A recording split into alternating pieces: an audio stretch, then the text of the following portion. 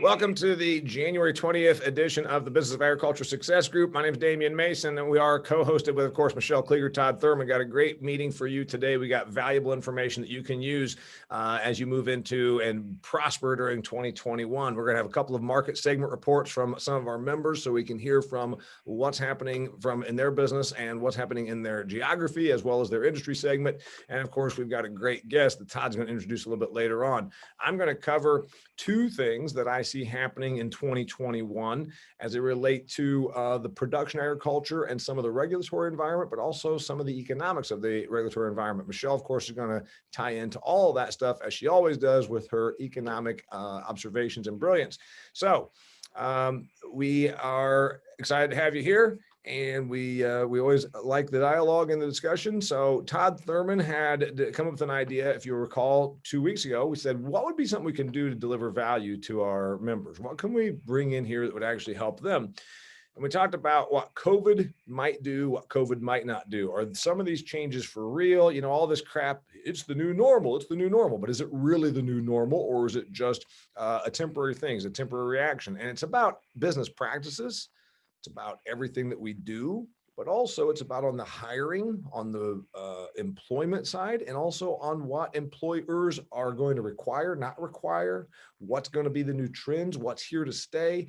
And Todd decided, hey man, we got an HR person that specializes in ag, and she can give us all that information. Plus we can talk about what she sees in way of trends in hiring and firing, et cetera, all that HR stuff. So for the first time ever, we're going to hear from an HR person that's not in a position to scold us. And that's kind of my thing, you know, because basically when I had a corporate job, my dealings with HR generally were, Damian, if you do something like this again, we're going to fire you. So I am so grateful to have an HR person on the call today that can't stop my employment. Anyway, Todd Thurman, tee it up for our girl, Dolores, please.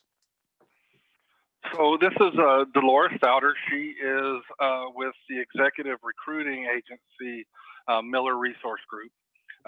Miller Resource Group is an executive recruiting agency that's focused on industrial technology and the food and beverage industries. So right in our wheelhouse, obviously.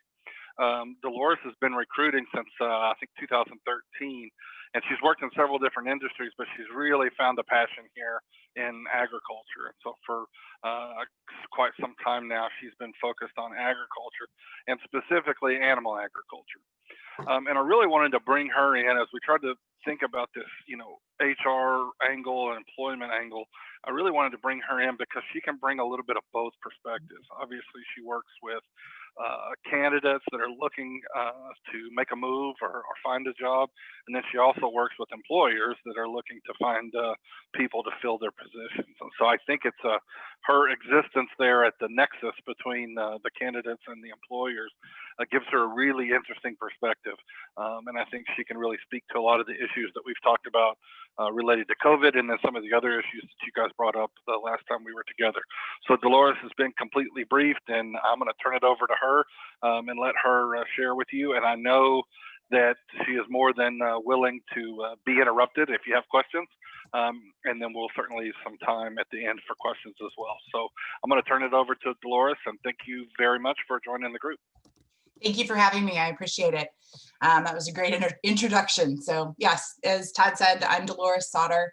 I'm located in the Chicago suburbs and have been recruiting for over 7 years, but joined Miller Resource Group as a food and beverage, specialty firm for over 5 decades, and kind of as a fluke ended up working on a territory feed sales role and fell in love with ag.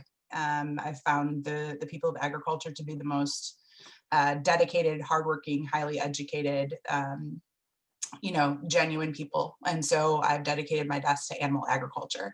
And I'm glad to be here today. Like Todd said, please feel free to interrupt me, ask questions at any point. I want to make sure I'm covering what you want to hear. But I'm just going to start off by talking about some of the changes that we're seeing from COVID. I do want to say too, I know we were saying HR, I am recruiting, and when it comes to the actual typical HR in the company. That's not necessarily where my expertise is, but I do focus a lot on attracting talent, keeping talent, the interview process, finding the right people, and then the trends that I see in the industry. So I'll just kind of start through this as far as changes we've seen with COVID, and I'm sure you guys have seen a lot of this, obviously video interviews.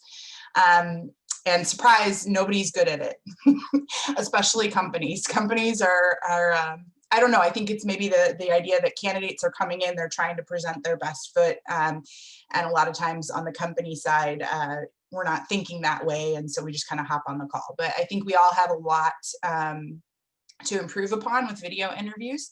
And I think that the video interviews will be a permanent fixture.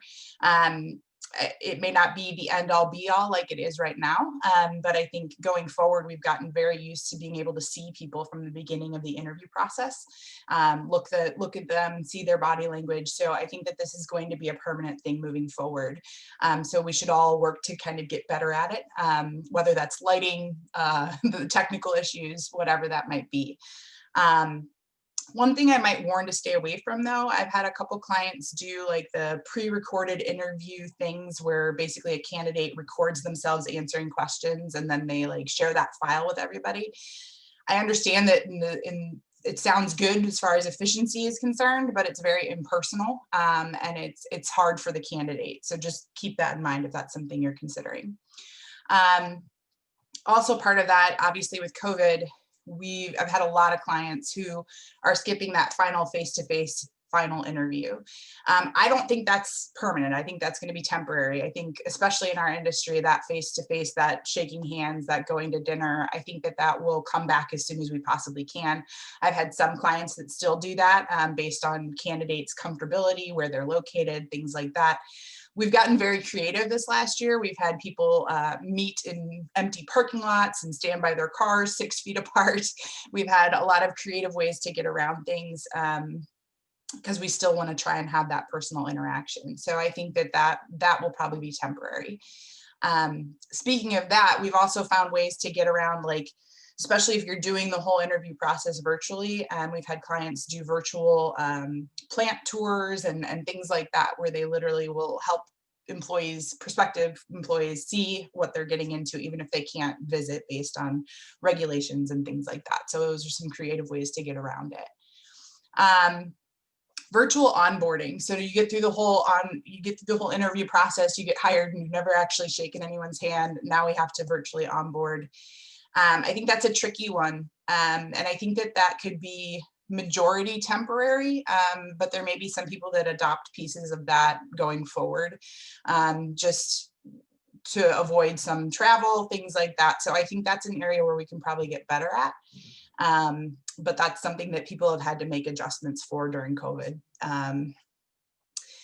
Another change is a lot more remote work or hybrid work options. Obviously, especially in this industry, field sales, I mean, we have to get them in the field. They still have to be meeting with producers. I don't see that as a permanent change, but I think that anyone who doesn't have to be in the field going forward, there's going to be more and more stuff done remotely. And so I think that we need to help our salespeople and help ourselves get better at things like our over the phone skills, social media presence, doing meetings over video. I think those are all going to be valuable skills going forward that are going to be utilized either in conjunction with or instead of face-to-face meetings going forward. Flexible scheduling. I'm thinking that's probably going to be more temporary. Obviously, a lot of employers have had to deal with, people who are homeschooling their children, things like that. It's funny, you don't really notice how big of a deal it is until you have somebody who does not do that. I've had several candidates call me and say, hey, I've decided that I'm going to look for something else because my company has not handled this well. They did this for my coworker. They didn't do this for my coworkers. They didn't do this for me. They're trying to do their best to navigate this, and to have a company support them through that and give them some flexibility is huge. One thing that my colleagues and I were talking about is there's going to be some need for some flexibility and understanding when looking at resumes. with everything that's gone on this past year and into this year, you know, a lot of times we're interviewing people and we talk about job hopping or a candidate being jumpy or however you know, quantify that. And I think that we need to have some deeper understanding of the fact of how many people are out of work or changing jobs because of COVID related scenarios, not because of skill or anything like that. So just keeping that in mind when you're seeing some moves during this time frame. But there are, along those lines, though, there are a lot of good talent that are looking to make a change. They're usually still actively employed, but they're either because of M&As that are going on, or they don't like the way their company handled COVID, or just they feel like there's a lot of flux going on and now's the time to look. So there is a lot of good talent that wasn't looking before that is looking now to potentially make a change. So it could be a time to top grade your team. I think virtual meetings are going to remain permanent. I think most of us have gotten pretty used to this. It's a great way to stay in touch with people on a day-to-day basis. So I think that that's something that's going to go forward, and we need to get used to it and get really good at it. Virtual trade shows was a question that Todd brought up. My office and I are kind of split. I think we can all agree virtual trade shows kind of suck. They don't seem to accomplish any of the things that we're used to being able to get out of those experiences. And the technology of it is rough. Nobody quite knows how to navigate. I mean, it could be another year or so with, you know, lower attendance to actual trade shows. So, I mean, investing in that kind of technology, I don't know. I think it probably depends on your own company's situation. I think as soon as we're able to, we're going to be wanting to be in person. So I see everyone wanting to go back to that model. So maybe I think that maybe that's where we feel it heading more towards, like maybe don't invest in that piece of it. Maybe try and find ways to navigate it better and time it out better. But I don't know how much to invest in that technology, but I don't know. It's going to be kind of hard because what's the next thing? What's the next COVID? What's the next pandemic? So I don't know. Yeah, Jill. So we kind of found with some of the organizations that I did or work with that we went virtual is that we kind of did a poll of the audience, and they say that they want more of a hybrid virtual and in person. And what's really cool actually going virtual is our footprint. We weren't able just to, you know, stay within Montana, North Dakota, Wyoming. We had people from Canada, from Idaho, from Michigan, from Pennsylvania join the webinar. So the reach and the footprint was much larger. So I see a lot of hybrid moving forward on that. Mm-hmm. Sorry, my 2 cents. No, I agree. And I think even just the Zoom platform, like you said, it allows people who can't necessarily travel to get there or whatever to be involved and be part of the discussion.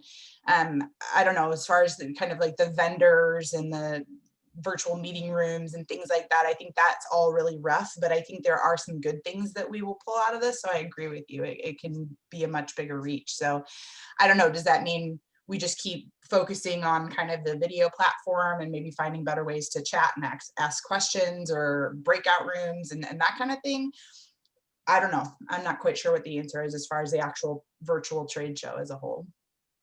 I also think that you get to specialize the meetings a little bit more, that there's like the group that goes to meetings right now, especially when they're in person, that it makes sense to send.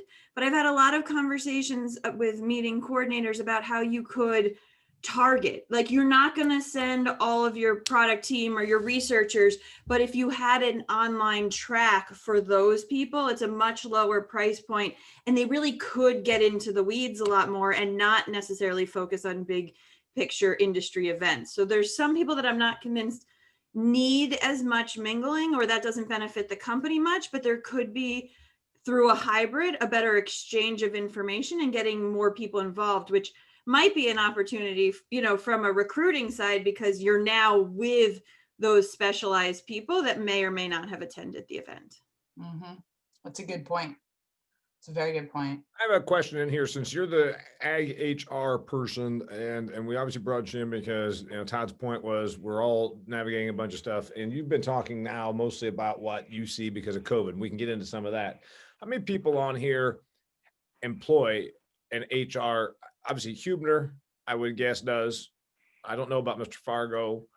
Bobby, do you have a person that's an HR? You don't have an HR specialist. So when it comes to hiring, firing, all these kinds of things, you do it, but you don't do it through an HR department there at MUCell. Is that right? That's right. Okay. Fargo, you have an HR specialist within IEP that advises your members? No, but one of our members has a specialist that advises, so it's a little different, but yes, we do have advisory people within our organization. And then I'm thinking who else in the organization? Hubner, obviously within the Hubner division of the Bayer ownership, what's the HR arrangement? Yes, we have an HR specialist that does all the benefits handling, but then we also have an HR generalist that does that. And then we have recruiting and everybody else in the recruiting side to help us with setting up interviews and doing any online interviews and things that was being talked about here. Okay, Within Hubner Industries, That I'm a part of offers HR coaching and counseling. Several associations that we're a part of. Say the first part of that again, Mr. Fargo. Several of the ag associations that we are a part of offer HR counseling. Okay. And then Hey, back- Hubner, can I ask how many employees do you have? so as a brand, as a Hubner seed brand, we only have 12 employees. They're all Bayer crop science employees. So we're a part of a much larger company. But then you have a number of dealers. So you have 12 employees within Hubner or under the Hubner brand, but then you sell through dealerships. How many dealers do you have a contract with? 170 across the Northeast market. So, and then in our private business in the Hubner Industries, which is a seed manufacturing company, they've got 65 employees, and we have an HR department for them as well on staff that she handles all aspects of it for us. So, All right, I have a question then going to what Dolores talked about, hiring. Have you hired someone since the COVID thing started March 12th, 13th? Who in here has hired somebody? And then what did you do different? I'm just curious because that's kind of what Dolores began talking about video interviews. She talked about that thing.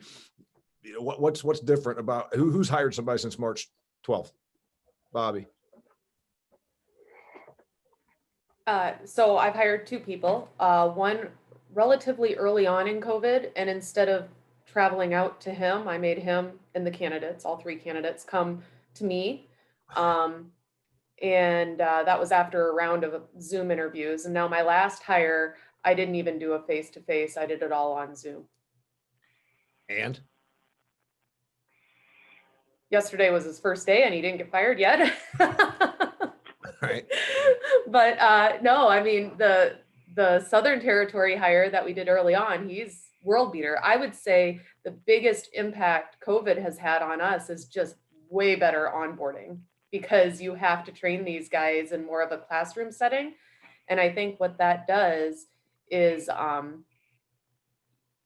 you hope they pick up so much when you're throwing them in a truck and letting them ride with a couple of your best reps. But if you do the onboarding over Zoom, we found that to be way more effective. That's interesting. Mr. Hubner, you've hired people since March 12th. Do you do the hiring? Does the HR, is it a combination? And what was different since March than it would have been prior to that? well, yeah. So for Bayer within the Hubner seed business, the last person I've hired two people since really March 1st. The first one was actually their first date was March 9th. I picked him up on March 9th, right at the onset of COVID, had him at a team meeting, and then we all got sidelined for the next 8 months, basically. And so it was all virtual onboarding outside of a team meeting that he got introduced to. So that was really early, and it was kind of awkward getting IT stuff and getting all the pickup trucks and all those things that were kind of hands-on at one time. Was a little bit more difficult, just even learning as a company with Bayer what needed to be done and how we needed to execute it. We've got those things ironed out. The other guy that I hired with Bayer in that time frame was in July, and it was all done virtual, and onboarded was all virtual and was a lot smoother. So we've learned a lot in the last year. We've hired some manufacturing people as well in the production facility. and we've done virtual interviews there. They've gone really well. And then obviously with the manufacturing side, we're still in person, just a little bit different. So we haven't done any virtual plant tours or anything like that, but most of it's been in person as the people will be working close together. Todd, you got anything? Because I was going to take it to the next thing with Dolores and then set her up for something else. But this is your guest. Yeah, and maybe we could actually bridge a couple of different topics.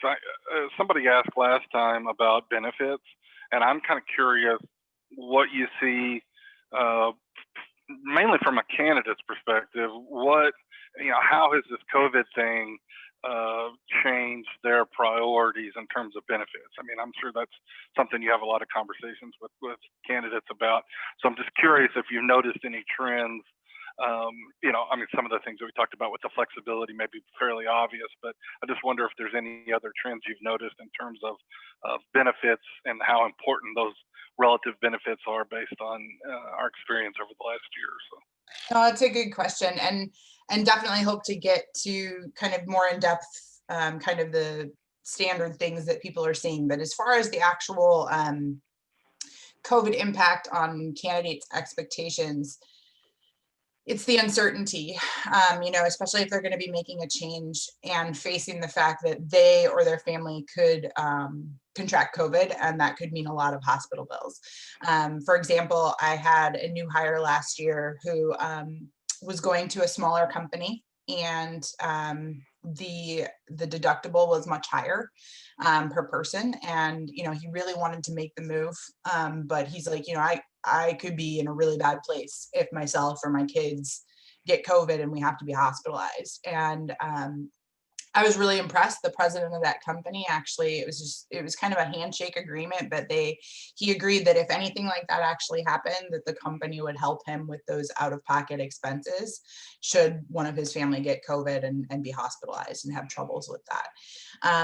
So there's definitely a need for reassurance, and people are more and more worried about their out-of-pocket expenses, their deductibles, their premiums. Like, the insurance side is even more important than it's been in the past, just because everyone's wondering, am I going to get it?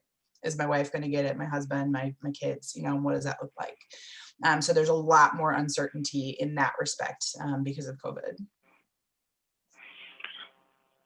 So are you seeing yet on the employer side, are you seeing a response to that? Are you seeing maybe the timing was a little bit difficult to actually get things.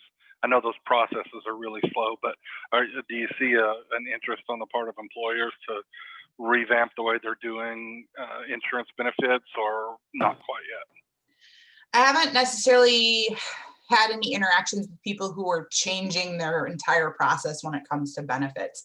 I think they're trying to bridge the gaps wherever they see needed. A lot of who I work with are your small to mid-sized companies. They're not the big corporate conglomerations that have these huge packages and everything in place, and it's all very red tape and whatever. And so the people I'm working with have a lot more flexibility to kind of do a one-off and things like that. I've seen them doing more things I have a client who's been bending over backwards. I've actually seen this a couple times, to make sure that they're getting good talent, because that they know a lot of people are making changes, and there's a lot of companies out there that are competing for it. So it's maybe not necessarily specifically COVID changes, but trying to go the distance with potential candidates, because they know it's a competitive market right now. I had two different candidates who were pregnant, and both of which the companies came up with very creative, kind of non-conventional ways to bridge that gap, to have them still come and make that change, despite the fact that they were going to be going on maternity leave and would need time off and wanted insurance coverage and things like that. So I see that it's a very kind of individualized bridging of the gap by a lot of ownership, and that's what I'm seeing most often, not necessarily long-term entire restructuring of benefits programs.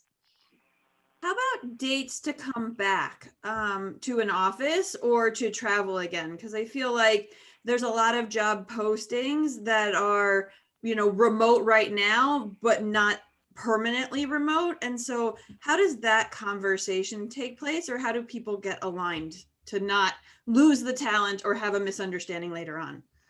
Yeah, it's an extra step in what companies have to decide they're going to be okay with, both in the short term and the long term. And they have to communicate that expectation to the candidate. You know, being very clear about, okay, we're okay with this being a remote role. We're not going to require you to relocate. Okay, is that not relocate now, but in 6 months I have to relocate? Like, being very specific about when, and is that long term, is that short term? I think that there's a lot of that thing, like, hey, we're going to allow you to do it remote from now. Nobody knows the answer to that question. You know, we don't know how long it's going to take to get herd immunity and all the vaccinations and everything like that. So nobody has exact answers. So it's trying to provide as much certainty as possible to candidates. Hey, for now, we're remote, we're going to do this. This is how we're handling it. This is how we've been handling it for the past 6 months. But as soon as we can get you in the field, the expectation is that you would be traveling 70% of the time with 30% overnights. You know, try and set that expectation for what you expect when things become more open. It's a really hard topic because nobody knows. There's no time frame on it. So as far as dates to come back and things like that, I think companies as a whole, I see them trying to move forward because we have to. But, you know, a lot of things are having to be much less travel now than they will be. So communicating that and making sure everyone's on the same page from the beginning. So Dolores, what, even not related to COVID, what are some advice you would give these guys based on your conversations with candidates about what's important to them from a benefit standpoint? I mean, what is that priority list, and whether or not that's been impacted by COVID or not? I think it would be interesting for us to hear, you know, what are those top 2 or 3 things that from a benefit standpoint the candidates are most concerned about? Sure.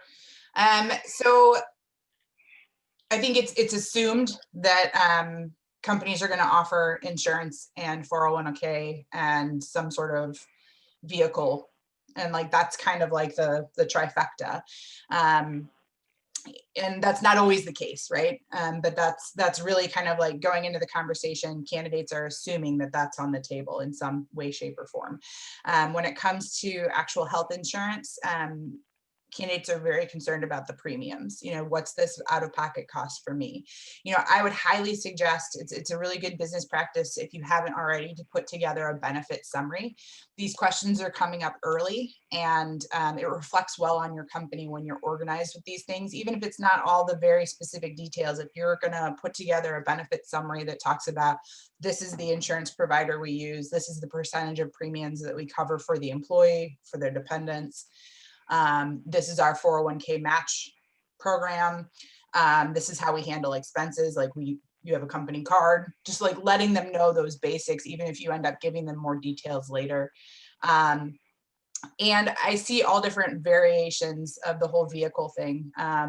You know, there's company vehicle, there's vehicle allowance, there's vehicle allowance plus mileage, there's gas cards. And that's important, especially if they're coming from a job where they have a company vehicle and they're coming to you, and then, you know, trying to make sure that that's all. And it may not be right for your company to give a vehicle, but we got to address that piece if travel is a piece of what they're doing. Side note, I did have one company that I knew of that was subtracting travel expenses from the person's commission. In case that is not okay. People are not okay with that. But anyway, getting a good benefit summary and lining that out, and either sharing that with your recruiter or having that be something that your HR is discussing fairly early on in the conversation if you're interested in someone is important, because people are asking these questions. So yeah, so insurance and dental and vision are important too. I think it's really important if we can get all 3, you know, health, dental, vision.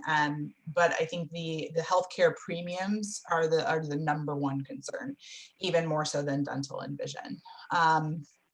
PTO, this can be a big selling point, and it maybe doesn't cost as much for the employer, and it can be a big win for your employee. you know, a lot of times, especially with the sizes of companies I work with, it's like, you know, we don't necessarily work a 9 to 5. We know our people are putting in a lot of hard work, so we're flexible. And that's great, and that can work really well, but even more candidates more and more want something that's pretty solid, pretty black and white, especially like if they're coming from a bigger corporation and into a more family-owned setting. They want that reassurance that they know that they're going to be able to take off X amount of time. And so that's a big thing. They want it in writing. They want some sort of something that's spelling out for them, I'm allowed to take off this time.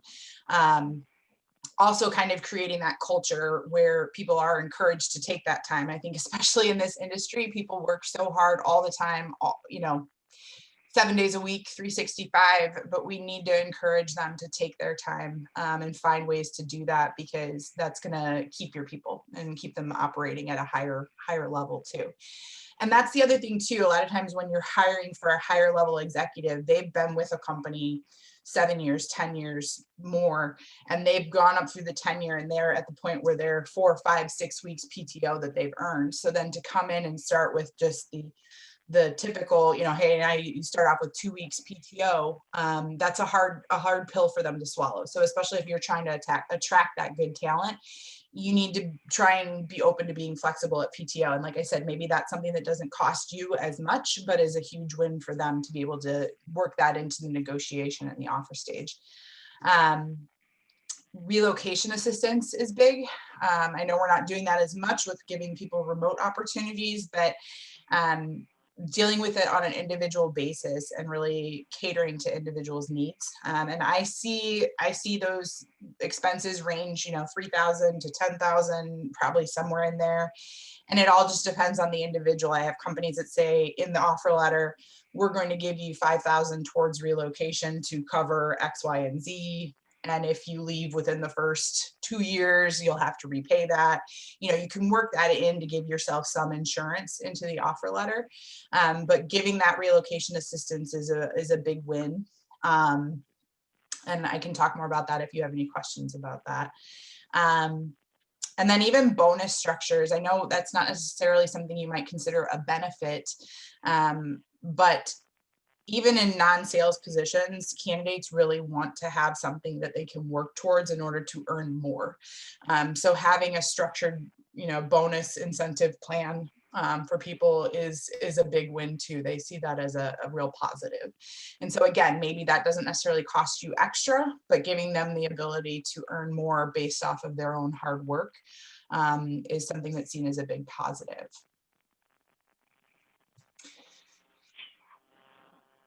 Do you guys have any questions about like benefits in particular? I mean, those are the kind of the must-haves that I see from both sides. Well, I thought I loved what Todd wanted to bring you on here. We got people that work for large companies. We got people that, you know, work with large companies. We got people that are small companies. We got a little bit of everything here.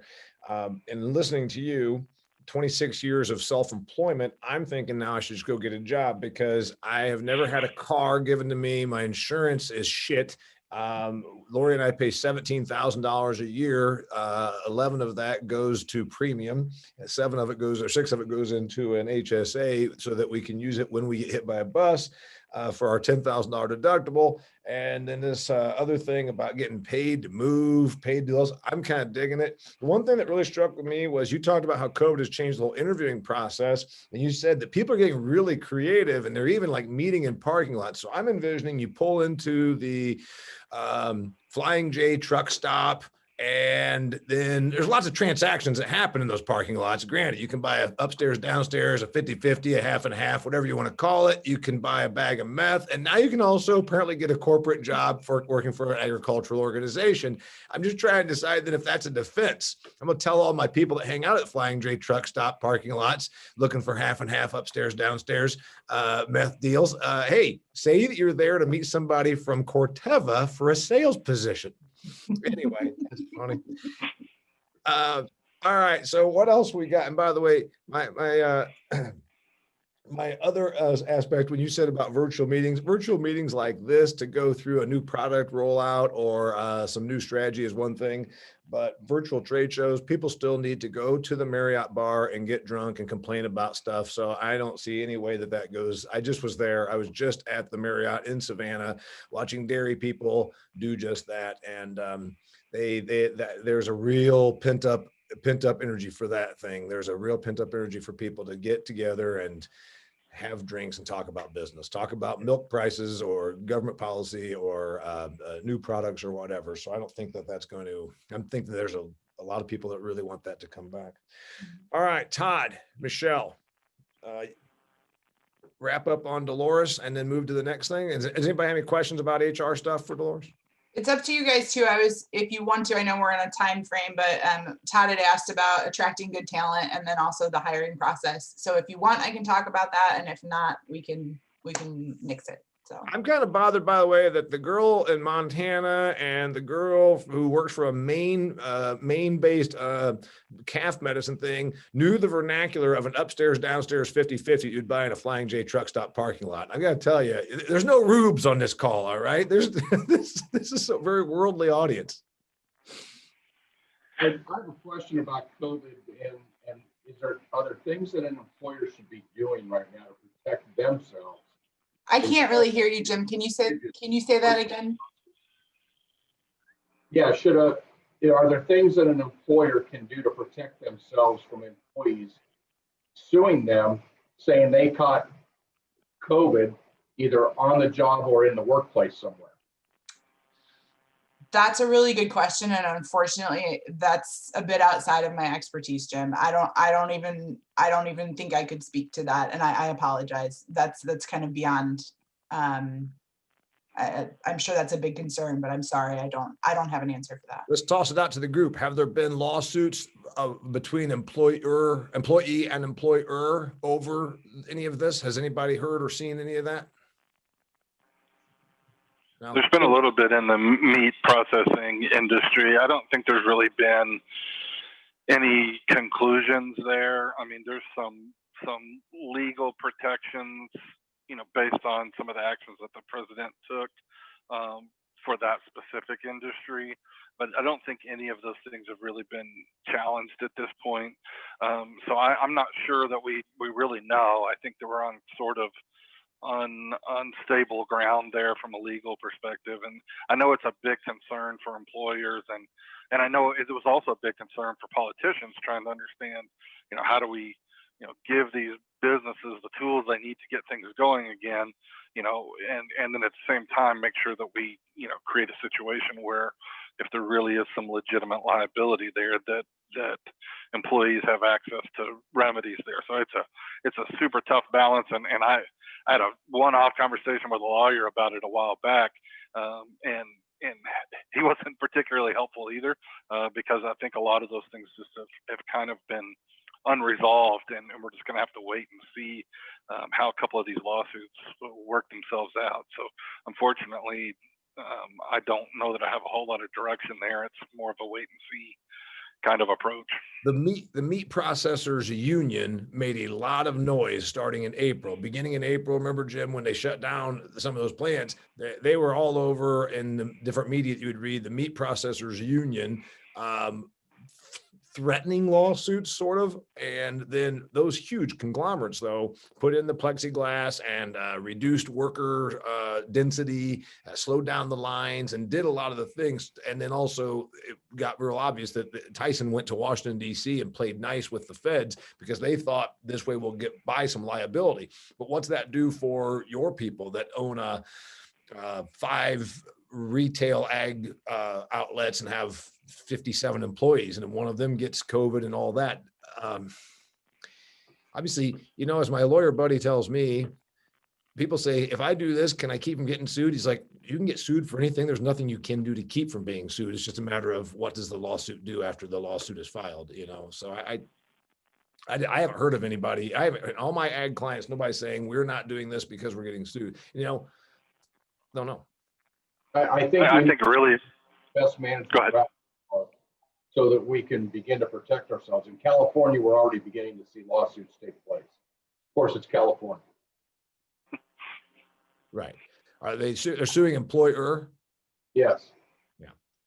And the problem is you can't really trace where you caught it from. No, it just becomes go to where there's pockets. And, you know, that was Right. the issue with reopening the economy. You say, oh, I went to this movie theater and I got COVID there. Well, how the hell do you know? You also stopped by Walmart and 9 other places on the way to the movie theater. So I don't know. You said California, the lawsuit will win. If you put that lawsuit in Northeast Indiana, it would get tossed out. So it's probably going to be a matter of jurisdiction. All right, we done on HR for a while. Michelle, Todd, or me? Who do you want to go? I have one quick question for Dolores, if I can hop in real quick. You said you meant you work with mostly small to mid-sized companies. Could you quantify what would be small, what would be mid-sized, and what proportion of those have on-staff dedicated HR people? That's a good question. So probably my smallest client is, 20 employees, somewhere in there. And then ranging well into like 500,000, couple thousand, that kind of thing. And so that's kind of like what I'm considering the mid-size. And then anything beyond that, when you start getting into like, 10,000, 5,000, and above, that's what I'm kind of quantifying as the larger companies. Of the companies I work with, it probably ends up being 50-50 or maybe 60-40 that have HR in place, and internal recruiting and all of those processes. And then a lot of companies are still, they put that responsibility on their managers or whomever to deal with that for them, and then maybe contract out the actual HR management piece of it or whatever, but the recruiting is on people within their staff and things like that. Thanks. One thing I just do want to say, even if we are moving on, is especially if you're looking to hire and move on, and I'd be happy to talk more offline if you want to contact me or anything like that about attracting talent. But the actual hiring process itself, I think we underestimate how much is won and lost during that process. We see it all the time. Time kills all deals is the saying in our industry. You start the interview process and then there's delays. There's too many people involved and they don't know what's going on with each other. There's no feedback, things like that. And that's a really quick way to miss out on good talent if you're looking to get good people in your company, even if everything else is in line. So that was just something I kind of wanted to put out there. I think that's great advice. And I think, for small to mid-sized companies, it's potentially a huge advantage, right?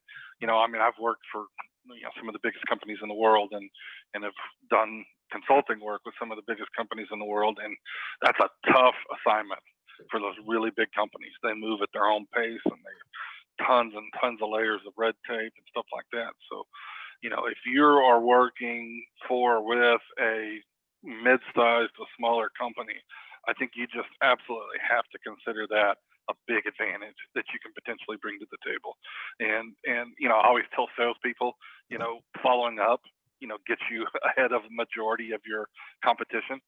Answering the phone when people call and doing what you say you're going to do is such simple stuff, but it really gets you ahead of probably more than half of your competition if you just do those basic things right. And from a hiring, recruiting standpoint, you just got a huge opportunity to make that a seamless, smooth process. And compared with your bigger competitors, where they're going to have to jump through a bunch of goofy hoops that start making you feel like a number really early on, that's a huge advantage. And that's definitely something that Dolores sees, on a regular basis. And then people that work in recruiting for, bigger companies, obviously it's even bigger challenge. So that's definitely something, if you're working with a mid-sized to smaller company, it's low-hanging fruit in terms of being competitive on talent.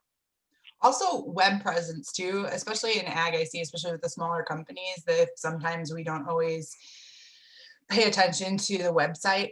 And, we always talk with candidates about how LinkedIn is your digital resume, and it's the very first place anyone's going to go to look you up and see who you are. It's the same thing for candidates. If you're looking to hire people, I may tell your story, I may say wonderful, great things, but as soon as they get off the phone with me, they're looking up your website. And if they can't clearly see what your vision is, your why, you haven't communicated these things, they can't clearly find what your products or your services are on your website.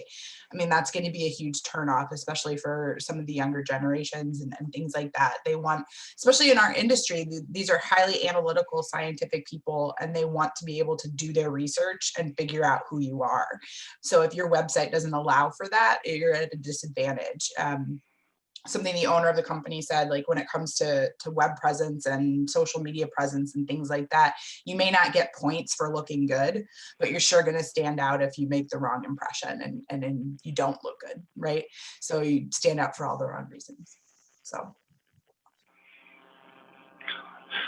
I might kind of bridge the gap here, and I posted on LinkedIn a while back about a friend that sent me a job description to review, and it wasn't the part that she was wanting me to review. There was a technical part of the job description she wanted me to look at, but in reading it, I noticed a very interesting piece there. And this particular company had two main headquarters, and they were providing the opportunity to work remotely long-term with this opportunity. And they kind of created a hybrid model, I guess, in a way, and this may be a theme that we see continue to develop. And they said, look, you can live anywhere within a 200-mile radius of either one of these offices, okay? And you've got to come to the office, 6 to 8 times a year, at a minimum to, do these basic meetings that we have you do. And if you live within that 200-mile radius, then we'll pay for all your travel costs to get to the office, and we'll set you up with all your remote stuff. They were also able to live outside of that 200-mile radius anywhere in the continental United States. But then there was a stipend that they would provide, to help offset your travel costs. But then at the end of the day, it was your responsibility to get there. And so I wonder if that's going to be something we see more of. It was also mentioned in the trade show piece. I agree with Damian. Everybody's dying to get back to that old model. There was a lot of great business that happened at those things, but there's some aspects of the virtual trade shows that if you could incorporate into the actual trade show would be really valuable. Sort of a chat function where you could interact with reps, and maybe if Bobby's representative was not there, then maybe you could, send her a message pretty easily and schedule a time to get together. I know I spend a lot of my time at trade shows wandering around looking for people. And so, I think maybe as we move forward, that some sort of hybrid model that incorporates some of the things that we liked and we learned about some of this virtual interaction combined with our traditional in-person interaction that everybody wants to get back to is probably where we're heading. And so as we start looking at how do we move into this new normal, I think we ought to be thinking about those aspects of this virtual stuff that's useful, and we want to retain even after we move back into a more normal model. I was getting a little low on koozies, ballpoint pens, and ball caps. So I got to tell you, without the trade show thing, it was getting a little skinny around here. My koozies get stretched out because I put them on pint glasses. I know this is a problem you all have, right? Because you drink draft beer out of your kegerator on your back porch, and then the koozie gets stretched out. And after a while, you've got to get new koozies because of the elasticity. I know these are problems that everybody has.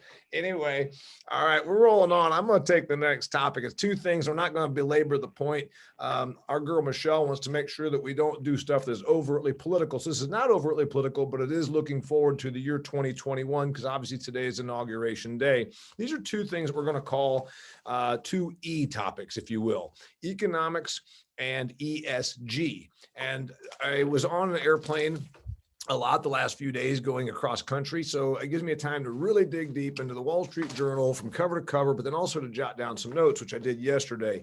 Let's talk first about economics because we all obviously serve agriculture. As we commonly talk about, we serve production agriculture, or we serve the industry, which is all reliant on production agriculture, which at the end of the day is food production, et cetera. The new administration is very quickly, and this is an entire section about Outlook. So if you just want, this is a pretty good section. Yesterday's Wall Street, it was an entire section that they called Outlook 2021. See the headline there. And two of the big ones that I did for Outlook 2021 were about the economics and then about ESG. So economics in particular, the new administration is calling for a $15 minimum wage. Right now, we're about $7.25, with the exception of a few jurisdictions or localities, right? I think Seattle has a higher minimum wage. Probably a couple places in California have a higher minimum wage. I didn't do my homework on the places that have their own regional or localized minimum wage law, but in general, it's $7.25. Am I right, Michelle, nationwide? They're calling for $15, so a more than doubling of that. And you're saying, okay, why does that matter to us? If you've taken economics, price floors, price ceilings, minimum wages, all try to circumvent or seek to circumvent the power of supply and demand. And so a minimum wage essentially becomes a price floor. So from there, everything will go up. So if we say that now, instead of $7.25 is the bare minimum you can pay somebody, it's $15. I'm thinking about production agriculture and what this does. We have automated corn, soybean, wheat, rice, sorghum production. We've got combines that are the size of a building. We have, made it so that we don't really have to do a lot of human labor on those things. But on the specialty crops out in Mr. Fargo's part of the world, we still rely on human labor. I'm going to be speaking virtually to the hop growers tomorrow. The woman that I had on my podcast about hops production has 30 full-time employees year-round. She has 120 migrant laborers or temporary laborers, if you will, that come to Idaho for her farming operation for about 8 months a year. There are still industries within agriculture that are extremely labor intensive. And we use those what do they call them? HSA, HAR, whatever it is, the government policy about getting them. Or then like there's the guy that rents my farmland who has about 25 employees on his dairy operation. 3 to 5 of them are more skilled herdsmen doing some things like that, sleeving cattle, but a bunch of them are unskilled. His base rate for the people that just put on milkers, the first person that shows up, be it from Honduras or wherever, the first job they teach them to do is to put milkers on cows, to clean the udder and to put milkers on cows and then to clean the facility. $13 plus lodging, $13.25 per hour plus a place to live. That represents about 12.5% of the expense to gross ratio. Okay. So if they're selling $16 milk, about $2 per hundredweight is what he tells me his cost is. So call it 12.5%. $7.25 minimum wage goes to 15. That's a more than doubling. So does that mean that the person putting milkers on cows goes from 13.25 to $27 an hour? And at $27 an hour, is the milk price going to move? Otherwise, there's obviously two options. The dairy farm goes bankrupt. The hops farm goes bankrupt. The berry farm, cherries, apples, name everything, cauliflower, everything that involves a heavy amount of labor. And we're talking about a potential doubling of the minimum wage. Does that equate to a doubling of farm labor? Maybe not. But again, if you make the floor double and goes up to double, wouldn't everything above that go up? This has been debated before. Minimum wage laws get a lot of emotion. Then you have people that start crying for livable wages, which again, define that. Defining livable wage is like defining sustainability. It's a neat buzzword. It gets a lot of attention, but how do you actually define it? So I'm concerned about where this goes, specifically for very labor intensive production agriculture, and it will not be exempted. So we can discuss that now if you'd like on what you think your outlook is. And you can say, well, the first answer is what happens is we just automate. Well, there are robotic milkers. According to my hop producers, you cannot automate the attaching of the bines from the rhizome up the trellis that go up and produce hops so that we can all have beer. There's really no mechanical means to do that. Right now, we don't really have a great mechanical means to do a lot of the things that require our labor, be it picking fruit or cutting cauliflower in the field or what have you. So I see this being a really, really a transformational time for agriculture if this happens. So I'll throw that to your thoughts, then we can go to my next topic since we're on the topic of economics. Anybody? I think it's not just automation. I think it's a new type of automation. And you're already starting to see that again in the meat processing industry. Part of the reaction to the COVID thing was let's just employ fewer people, right? So that we don't have as many issues there. And one of the obstacles there has been the traditional automation is dumb, and it can't tell the difference in where the rib is, and can't line that up. And so even if you have a machine that does the cutting, you still have to have some person there to line everything up that can make that judgment call. And the real revolution that we're seeing in the meat industry, and it was already happening, but it got accelerated drastically by this COVID thing, was artificial intelligence being incorporated into that process. And so now the machine itself can recognize where that rib is and make an appropriate cut.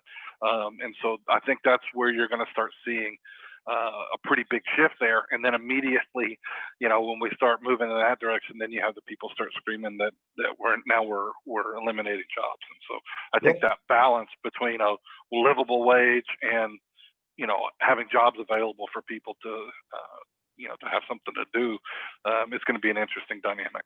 From an economic standpoint, the people that complain about livable wage and all that, and they're going to say, well, why would you care? You're people that are putting milkers on cows, or in Jim Smith's case, we have a tremendous amount of labor that is foreign born that works in the hog production business. Am I right, Jim? I mean, the guy one of my buddies that's in the pork business has 275 employees, the majority of whom are foreign born. So a machine right now can't deliver piglets out of a sow, or cut needle teeth, or dock tails, or do the initial medication of a newborn piglet, etc. So they're saying, well, those people aren't making $7.25 an hour anyhow. They're making $13.25 plus housing. But again, you can't take $7.25 and make it 15 without then anticipating that $13 an hour plus housing becomes $28 an hour. So I see a real problem here because, and then it brings the bigger point from an economics, since we're going to get Michelle to chime in, hopefully without sounding too professorial. This then becomes a feeder to inflation. And agriculture has generally been countercyclical and also sometimes predictive of where things go. We might be the leading edge of inflation because we still are very labor intensive. Corn's at $5, beans are at $13. You had Ryan Moe on here 2 weeks ago talking about this. Is this just a leading indicator? And does then the wage rate increase just essentially bring us to inflation, and ag was the leading indicator of that? So I would like to point out that about 22 states actually have a minimum wage of $7.25, and the other 28 are already above it. So while 15 is still a major jump, there is a lot of pressure. There are significant number of states that have already visited that number. Additionally, I think that, yes, there are lots of places where agriculture does pay minimum wage, but there are also the automation, as we talked about, comes from, one, trying to cut labor costs, but two, it's hard to find people to do these jobs. I mean, people do not want messy jobs. People do not want jobs outside, especially people that went to college feel like they don't need to do those jobs. So some of the automation comes from that shifting interest and getting people there. And so we have seen in a lot of places, both in retail and across agriculture, that companies are being either forced to pay more or have better benefits in order to attract talent. So there's a lot of different places that the pressure comes from. And so it comes from a lot of different places, I would say.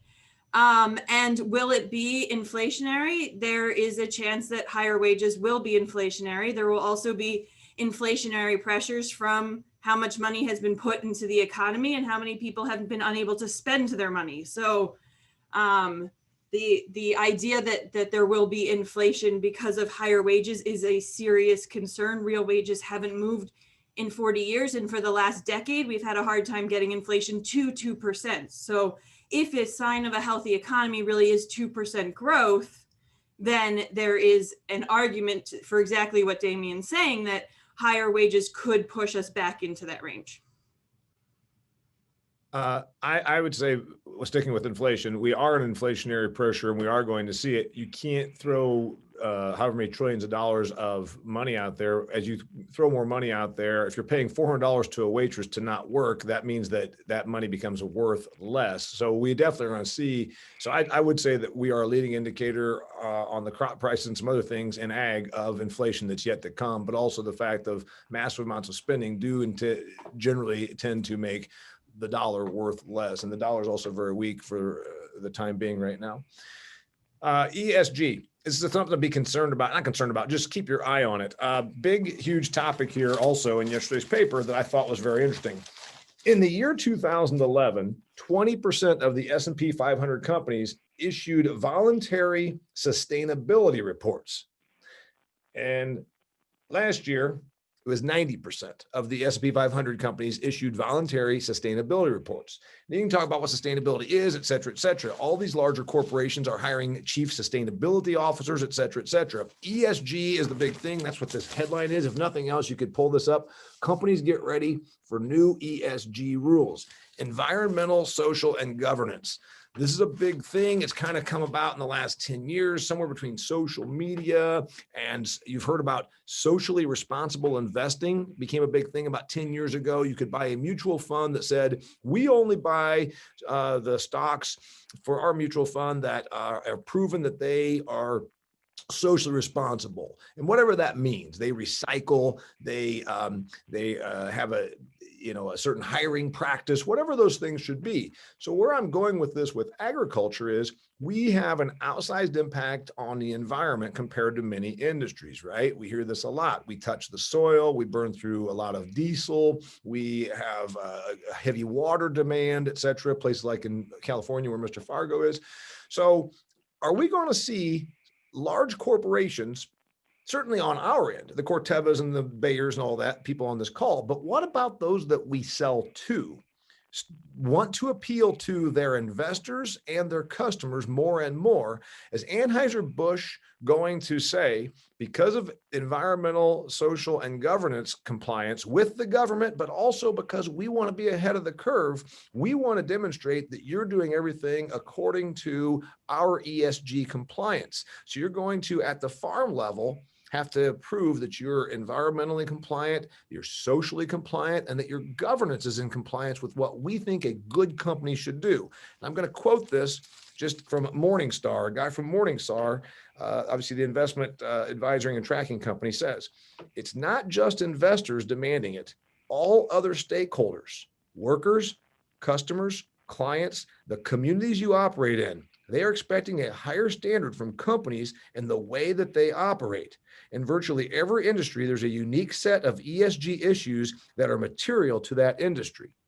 So I'm extrapolating that to agriculture. Does that mean that now not only does Bayer and Corteva hop in on this and the BASFs, and, people, but also those that we sell our stuff to, Kroger,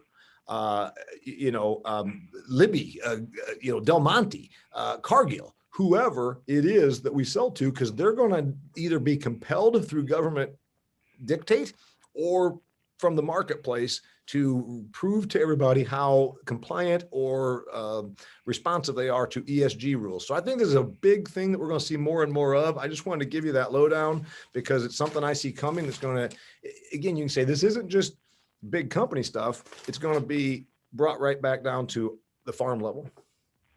In my experience, you would think that it would be the big companies, and that in the conversations I've had, it's not necessarily the consumer packaged goods. It's not Cargill, Unilever, General Mills, any of those. It's Walmart saying, here's what it needs to be on our shelves. And right now we're not requiring it, but as soon as they can get to a point where they can hit a sustainable amount on their shelves that meet these requirements, it will be required. And so even the biggest players that we think about and that we think to sell to are being pulled by the retailers in that direction, and they're the most consumer facing of the group. Well, of course, the biggest one is going to be Amazon. Love them or hate them, and I'm a hate them, even though I have my books on there.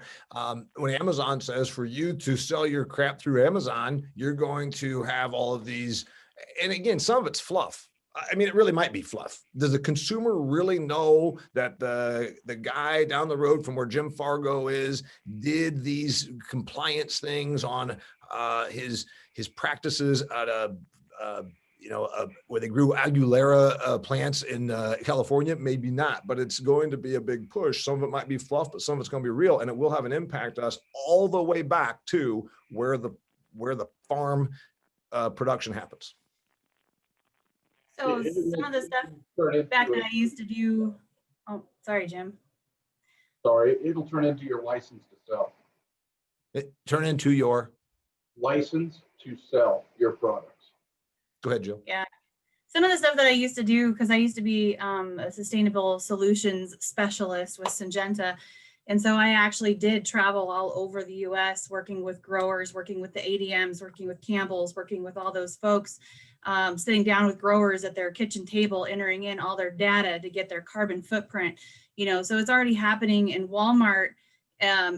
Actually too, you guys probably know this, but they say you have to have a certain rating, on your sustainability, and we will give you the prime shelf space. If you don't do it, you're going to be on the bottom shelf, and where customers don't really look. But if you're good, you're going to be on the end cap featured, or you're going to be on the shelf at eye level. And I know Miller Coors, for example, too, or Molson Coors now, in this area, they already say what you can and can't use as far as approval list for chemicals, but they're also building their own internal sustainability structure so that they too can say, this is our footprint, this is what we have. And they're actually, I think, going to be heading that direction. Western Sugar has their own sustainability program too. So yeah, a lot of these companies are already there, basically. Which proves, of course, the people at the production level, there's this whole idea, the suburbanites out here in Paradise Valley, Arizona, love this idea that these farmers are these independent people out there, man and wife, with their, the sun coming up and the rooster crowing, and they just do their thing. It's like bullshit. They basically are being told what they can do more and more to be able to sell their product, because as Jim said, license to sell. You can grow hops all you want. You can grow sugar beets all you want. But if you can't get it to the processor, then you've just produced a product that ultimately you're not in control of your market, because if you don't adhere to certain practices. I see that being a bigger thing more and more, political and social. It's just, that's why Michelle is concerned we're going to get political. It's not. It's political and social, and it is the marketplace moving forward, as we just heard the guy from Morningstar say. All right, it's time for our market segment report. We said we're going to get a couple. Troy Clausen's on the call, but we haven't seen him, so I don't know if he's still there and ready to go or not. So when he turns his camera on, we'll know he's ready to go. Market segment report, we said he did turn his camera on. By the way, that's Troy Clausen.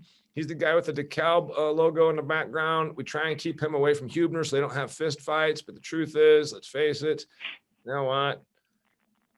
It's all the same. One bag of seeds, pretty much the same. It's just a matter of a logo on the thing. All grows pretty much the same, it doesn't matter. Anyway, Troy Clausen, market segment report, DeKalb guy, give it to us. Okay, of course, I operate in Southern Indiana, and so most of what I will refer to is more regionally speaking. So Southern Indiana, Kentucky would be the sales region that we work in, and a few things come to mind when I think about our market segment. One is, particularly in Indiana, we continue to see more ag retail consolidation. We started to see this, a decade or more ago, and we're continuing to see it. We just had a couple major ag retailers announce a couple weeks ago that they were going to be merging. So if my math is correct, in Indiana, at least in the next between now and fall, we will be down to about 4 major ag retailers, cooperatives, I guess I'm talking. You obviously have the nationals like the Nutrients and the Helenas and so forth, but seeing continuing to see more consolidation with ag retail. So, and I think really within the next 2 or 3 years, we'll be down to probably 3 major cooperatives in the state of Indiana. Something else that's really dominating corn and soybean production right now, primarily soybeans. The soybean market is changing considerably. For the better part of 2 decades now, the majority of the soybean acres have been on one system. Of course, first it was Roundup Ready, and then it was Extend. Now we're really seeing a fracturing of that market into 2 systems, either the Enlist system or the Extend system. And this is really the first time in quite some time that we've seen nearly a split in the acres. So the old days of just spraying your fields and not worrying about what your neighbor has is past. Everybody's going to have to become better neighbors. One thing that really made all of us kind of lazy, whether you're a farmer, ag retailer, somebody like myself, with Roundup Ready crops made everybody pretty lazy. So that's changing. We're starting to see a lot more reliance now on residual chemicals and a residual followed by a post program versus a total post program. So that's some of these people don't know what that is. Real quickly, tell them what that means. Keep them smart. Okay. Yeah, so the Roundup Ready crop days, and the chemical of choice, of course, was glyphosate or Roundup, and a lot of farmers strictly use that to control their weeds in their soybean production. Today, with more and more resistant weeds, that's why we see all these new systems coming around. So you've got Enlist, which is glyphosate, glufosinate, and 2,4-D. And then you've got Extend Flex, which is glyphosate, dicamba, and glufosinate. So when we talk about residual chemicals, this is products that they would spray typically prior to planting or at planting, in some cases early post applications. But these are products that have the ability to reach back and control weeds for a period of weeks, typically about 3 weeks, versus most of your post-applied chemicals, whether that be Roundup or 2,4-D or dicamba, whatever it is, are primarily products that are just going to kill existing weeds versus having much residual there to control weeds, to keep them from emerging for extended periods of time. So the soybean market's changing quite a bit. The other thing we're seeing is a bigger and bigger push for higher soybean yields. For years, soybeans were primarily a rotational crop. For a lot of guys, corn was king. That's slowly starting to change as guys are finding new ways to push their soybeans to higher yields and ultimately higher profitability on that acre. Some of those corn on corn acres are starting to move more towards rotation because of that. And so that's really the big change is really what we're seeing in the soybean markets.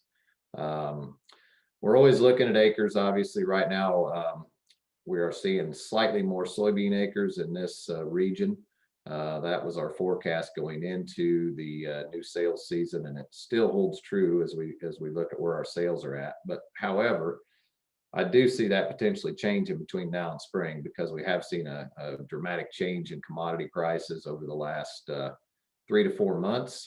Corn has increased about $1 for new crop corn, and soybeans have gone up about $2.50. So I do think we will see some of those corn acres come back as we get closer to spring, and so we may end up about flat and not see a whole lot of changes when it's all said and done. That's really it.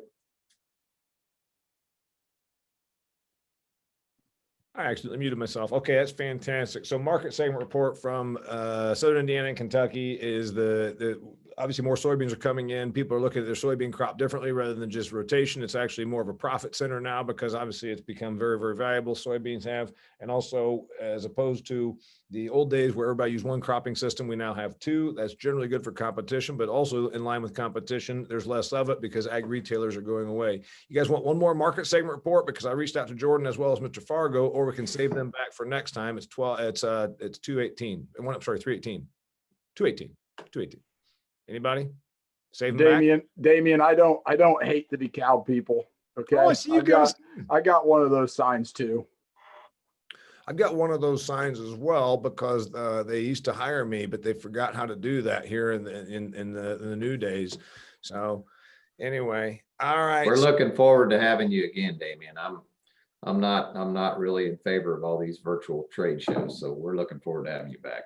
That's right, because you know what, like the realtor says, you can't smell the cat pee in the carpet over the internet. You can't get drunk and bitch about your boss over the Zoom call, right? You've got to do that at the actual Westin hotel. All right, I'll tell you what, just so in interest of time, let's keep things rolling. We'll do our market segment report from Jordan and Mr. Fargo next time. And now it's time for the lightning round. Anybody got a lightning round, a minute of advice that you can use, a tip, a piece of information, something you've learned the hard way or the smart way that can benefit everybody in the group? Anybody? Michelle? Sure. Mine is that there's no silver bullets, that if the answer was easy, that we would have a solution. And so that it's sort of a combination of ones recently, but like finding a problem that you want to solve and you're interested in solving it, because the solution isn't obvious or else it wouldn't be a problem. And so being able, whether you're working for yourself or working in a job, being able to look forward and find something that you care about and help create that solution, I think is my maybe motivational tip as well as direction for January. Jordan, since you're not doing your market segment report and a few of these people came on late, why don't you tell them your lightning round piece of business advice that was taught to you by the boss you had when you were an intern in 2015, Damian Mason, and you're now applying to make yourself more wealthy? Sorry, I had to unmute myself. Always collect rent, I think. Isn't that what you called it? The ACRs of wealth ACR. building. Yep. And so what are you doing? Tell everybody in the call, young woman working for Corteva in Texas. What are you doing? I bought a 4-bedroom house and I have 1 bedroom as my office, 1 as my bedroom, and I'm renting out the other 2 rooms. So it's paying me more. And so you're coming out of pocket how much per month? $400. And they're paying for the rest of your mortgage. The ACRs of wealth building, always charge rent. Okay, Todd, you got one for us? Yeah, I have got one. I have seen a lot of advice contrary to this, but I am a big proponent of being likable. I think you should be likable. I think you should try to be likable. I think you should try to be more likable than you are. Damian should definitely try to be more likable, but I think everybody could benefit from being more likable. I think part of the confusion there in the contradictory advice is people, I think, confuse being likable with other things. Being likable doesn't mean you're a pushover. It doesn't mean you're not assertive. It doesn't mean that you have to stay quiet or don't share your opinion.